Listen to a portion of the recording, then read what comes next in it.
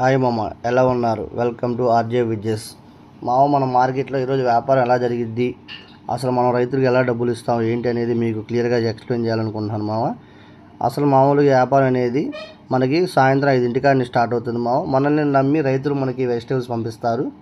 మనం అవి అమ్మి వాళ్ళకి డబ్బులు పట్టి మనం డైలీ 9-10 డబ్బులు పంపిస్తాం మామ.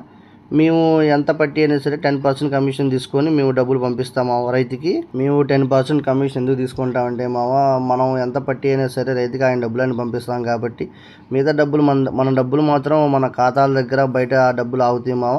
అవి మనం చిన్నగా 2 రోజులు ఒకసారి 3 రోజులు ఒకసారి డబ్బులు మనకి ఇస్తారు మామ. కాకపోతే వ్యాపారంలో రిస్క్ అనేది ఎక్కువగా ఉంటుంది మామ. కొంతమంది ఇస్తారు, కొంతమంది ఎవరు, కొంతమంది లేట్గా ఇస్తారు. కాకపోతే డబ్బులు మాత్రం బాగా బయట ఆగిపోతాయి మామ. మనం దానికి అడ్జస్ట్మెంట్ అయ్యి కొంచెం వ్యాపారం చేయాల్సింది. ఈరోజు కూడా మామూలుగానే మనకి అన్ని రకాల కూరగాయలు వచ్చినాయి మామ. వంకాయలు, బెండకాయ, దొండకాయ, దోసకాయలు. ఈరోజు వెరైటీ ఏంటంటే సొరకాయ కవర్లు వచ్చినాయి, కాకరకాయ కవర్లు వచ్చినాయి, చామదుంపలు కూడా ఎక్స్ట్రా ఈరోజు చాలా ఎక్కువ వచ్చినాయి మామ. దగ్గర 200 బస్తాల దాకా వచ్చినాయి మామ.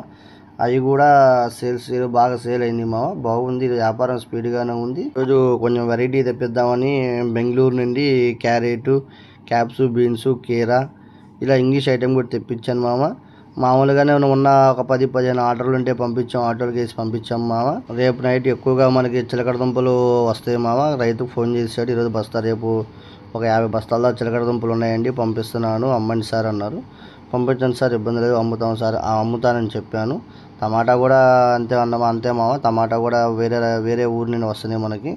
ఒక 200 బాక్సుల దాకా టమాటా రేపు వస్తాయి మామ. కాకపోతే ఏంటంటే మార్కెట్లో టమాటా రేట్ లేదు మామ. బాక్స్ 250-300. మదనపల్లి కాయలు క్వాలిటీలు అయితే మాత్రం 400 దాకా ఉన్నాయి మామ. సరే మామ, ఉంటాను, రేపు కలుద్దాం మామ, బాయ్.